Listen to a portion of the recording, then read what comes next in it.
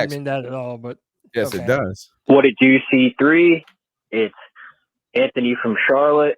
Just wanted to call in, talk about what's going on with the Panthers. And first, I want to say congrats to the Kansas City Chiefs. I told everyone on the Friday free-for-all they were going to win. When you have the best quarterback in the league that shows up when it matters, a.k.a. Tom Brady, that's just the advantage of it. Jalen Hurts played a phenomenal game, but I see all these arguments about how he's a really damn good quarterback. And yeah, he is pretty good, but he had it all for him this year. So let's see what he does next year. The Chiefs are going to be the dynasty to stop for the next 10 plus years to come. Patrick Mahomes is amazing. The defense always shows up in the playoffs. And I predicted the Chiefs, but going on to the Panthers, let me talk about this Derek Carr thing. Mm-hmm. So I made my stance about Derek Carr. I think he's a really solid quarterback. His numbers and a lot of years are better than Cam Newton's passing numbers. I mean, we haven't had a 20 touchdown passer since 2017. It's ridiculous. If you sign Derek Carr, great. But I'm going to reiterate to Tony's point from 2 weeks ago, you need to have a backup option. Derek Carr does not stop you from trading up from your guy. Everyone says, oh, well, he can be the Jimmy G of our team. Yeah, maybe he can, but you can't just not. You have to find the future of your team. If you want to trade up like the Chiefs did, then do that. Trade up to number one, still get a CJ Stroud and put pressure on Derek Carr to be like, hey, we trust you to win now, so go out there and win. And if you can't get the job done, then pull the fucking plug. It's been so many years with a veteran-ass quarterback. He's 32. I already said he's only got like 3 good years left. Like, we got to start building for the future. The only reason I think they would sign Derek Carr is because, as I said before, the best quarterback in the division wins the division. So if they sign Derek Carr and don't draft a QB, it tells me they're trying to win now. And, if they draft the QB and get a veteran like Brissett, I would like that more because I think our roster is the best in the league, in the division, and we have the best coaches. So I still think you can win the division with a Brissett and then mid-year slide in the rookie QB. I just don't get what all these Panther fans are saying. Everyone is like wanting to suck on these veteran quarterbacks. And I like Derek Carr too, but he's not a long-term solution. We need to start opening our eyes and realizing where the league is going. I'm sick of this. We've been in 5 years of purgatory. It's about time we do something different. Give me your thoughts on the situation. Anthony from Charlotte, love the work y'all boys do. Keep motherfucking pounding. Hey, keep pounding, Anthony. The only problem with that, though, is if you sign Derek Carr, you're not trading up for a CJ Stroud. You can still draft a quarterback, but you're taking one at 9, and it's between Will Levis or Anthony Richardson. Right. Or Hendon Hooker, but that's probably a little high for him now, considering the ACL injury. I mean, listen, you could do a lot worse than Derek Carr. But Anthony, it's just, and you know this as well as anybody, man. The thirst for a young rookie quarterback for this Carolina Panthers team, dude, it's at an all-time high, man. It's higher than it ever has been. And for most people, even the most rational of person, it's hard to look at Derek Carr as anything other than doing what the Panthers have done the past, 2 or 3 years in a row to miserable effects. Even if Derek's better than all those guys, it just feels like more of the same. And if you sign Derek Carr and then draft a quarterback in the first round, then you're missing out on an opportunity to put more talent around Derek Carr, either on offense or another big-time player on defense. So I understand when people are saying, hey, if you go and sign Derek Carr, it's going to take us slightly out of the quarterback market to an extent, in that there's no way that we're going to be as aggressive to draft a quarterback if you do sign Derek Carr. What's the best case scenario if you sign Derek Carr? So, just give us the best picture that could happen. We signed Derek Carr. The number, we could argue about it. Say it's 30 million. I mean, that's just what it is. 1 year deal, 30 million. what's the best scenario behind that for the quarterback situation? I mean, like I said, if you're at number 9 and you're not trading up, but you're not, if you sign Derek Carr, you're drafting a quarterback at number 9, or you're taking Hendon Hooker in round 2. What's the better scenario? I think it's Hendon Hooker in 2. Yeah. I mean, yeah, I wouldn't mind that. And then again, but when you're talking like that, I would like Matt Corral to be considered more in that conversation. But I wouldn't be mad with Hendon Hooker at the with our second, or with our pick in the second round. I kind of compare him to like a Deshaun Watson. But when he's healthy, right, the same type of skill set is how I view Hendon Hooker. So yeah, get another D lineman, another linebacker, another edge, and then build the team around him. We're good. We got Shaq, bro. We don't need those linebackers. Better than James Bradbury. So we should draft Jerry in the second round. Who? Jerry who? Geriatric. Oh, You think is that a problem for you, CK? What'd you say? Is that a problem for you? No, I mean it's 25. It's concerning a little bit. He's only 20. And the injury. Yeah. What's more concerning, the age or the injury, right? I mean, we saw Joe Burrow. I mean, it's not the end of the world right. to have an older quarterback, but I mean, it's not exciting. I mean, it wasn't a knock because he had the one of the great, like the greatest college year to lead him into the draft that anybody's ever had, right? But I don't know, man. Like it doesn't excite me, and if I'm gonna go that route, might as well just develop Matt Corral at that point, right? I'm not a fan of trading up. Like I don't. I know everybody say go get your guy, and I understand that thought, but the majority of the people that anytime you've seen that in the past 10 years, somebody trading up to the top 1 or 2, it's not worked out. Trading into the top 10, top 15 has worked, right? You got Josh Allen, you have Patrick Mahomes, right? But tell me when a team is traded to number 1, number 2, and actually it's worked out for them in the long run. Let me ask. I'm gonna give you 3 quick scenarios, Cody. Tell me which one excites you the most. The Panthers sign Derek Carr and draft AR-15 at 9. That's scenario 1. Scenario 2 is they draft Derek Carr and then sign Derek Carr and then draft Hendon Hooker in the second round. Or the third option is you just draft AR-15 at 9, and that's it. I don't know that he makes it to 9, by the way. Who? I don't know. There's a chance that all 4 of these guys are off the board by 9, which is the concerning part. Ouch. It'd be rich for my Thanks blood. for doing my 3K scenario. I mean, I don't know, man. Like, which one would make you the most excited out of those 3? Just pick one real quick. Probably AR is going to ruin your boy Matt Corral, right? Like, I mean, that would, if you just draft him, bye Matt Corral. But. Well, that's assuming that he would lose the legitimate quarterback competition, but it wouldn't be, right? Because if you draft a quarterback at 9, that's your quarterback, right? So, I mean, I don't know, man. Like, I mean, I hope Matt Corral gets a chance. I'm looking at just what is the most likely to happen. Dodging the question.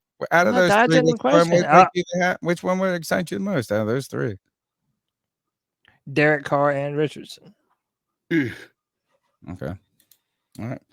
The number's 2. It's still early though. I reserve the right to change my opinion. No, I'm just asking, man. We're just here to talk about the Panthers and football in the NFL. And right now it looks like I only got a couple more calls left. The number's 252-228-5098. What's up, C3? Just a quick part 2, because I've been discussing this all day with the Friday Free for All boys.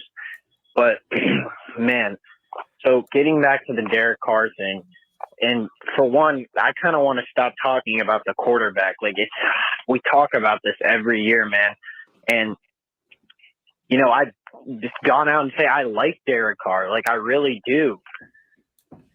But I know Cody can attest to this too. It just feels like you're kind of kicking the can down the road with this team. Now, I know the NFC South is wide open, but if it's wide open, then we also need to build for the future if you even do get Derek Carr. If you believe this is kind of a Tom Brady Buck situation or a Rams situation where, okay, now we have the coaches, we can easily win the division, so we'll have good playoff seeding and can potentially, you know, make a deep run in the playoffs. That's all good and fine. The only thing is you still need to have a backup option because Derek Carr is solid. Yes, he's solid.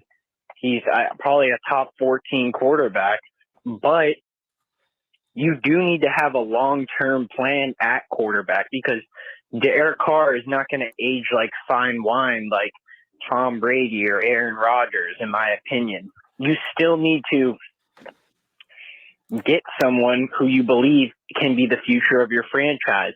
With that said, I'm still okay with trading up picks if they do, like Scott Fitter said, fall in love with the guy, then go get him.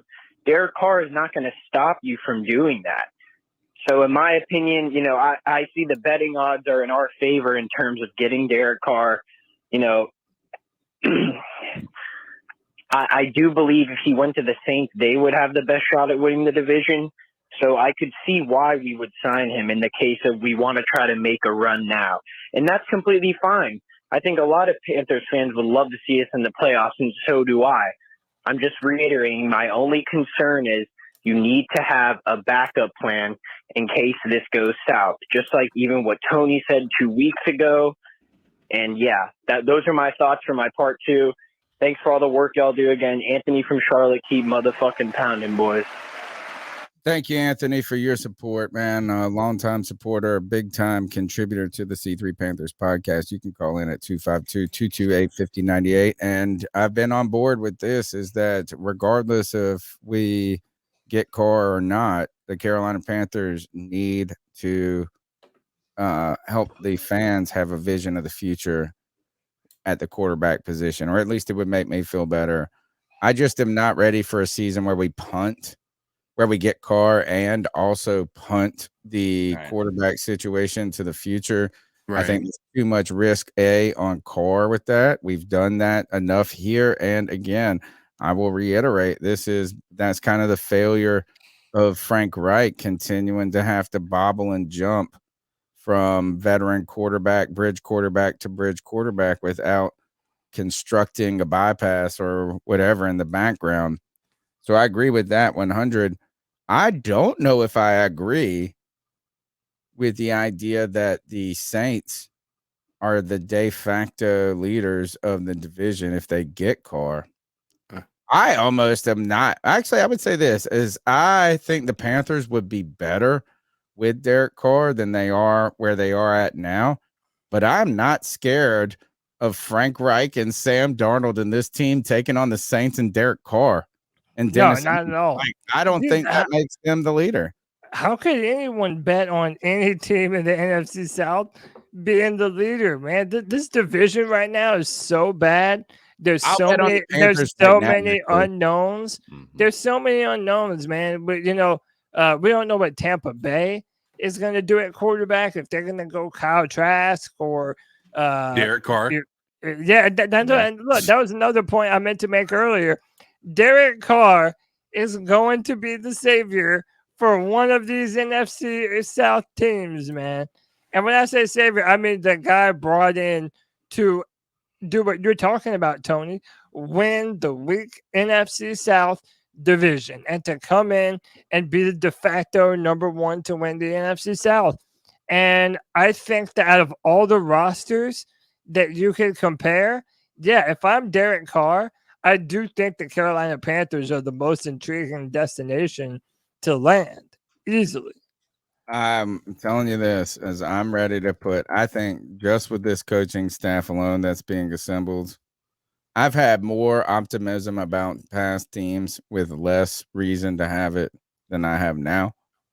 I think the Panthers are the leaders in this division right now. I think we're the most like state. Look, the Saints, they could cut every think of their cap situation. They have a lot of questions.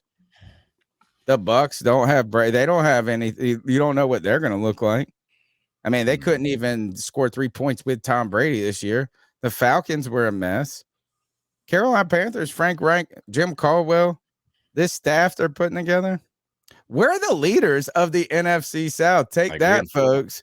I want to also remind you guys the leaders in daily fantasy football sports are PrizePicks. You go and download the PrizePicks app. You go to prizepicks.com.